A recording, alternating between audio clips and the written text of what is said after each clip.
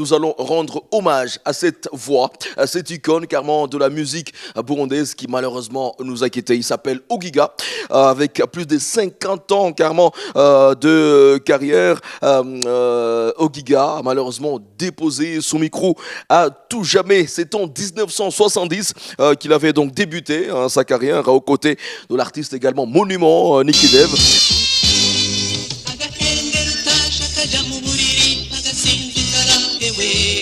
Avant de faire sa rencontre bien sûr avec Africa Nova.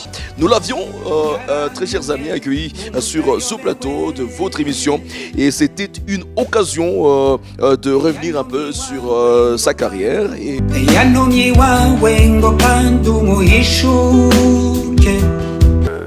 Après avoir joué avec Africa, et plutôt Nicky Dev, et que ça n'a pas marché. En même temps, j'étais avec Guillaume. Oui. Donc, tu sais, avant de partir, on avait formé un groupe. Mihigo des Grands Lacs, avant de partir en Est-Afrique. D'accord. Et rentré, Mihigo avait évolué, et on nous a proposé de jouer pour le parti. Le parti. L'ancien parti Prona. Prona, d'accord. D'accord.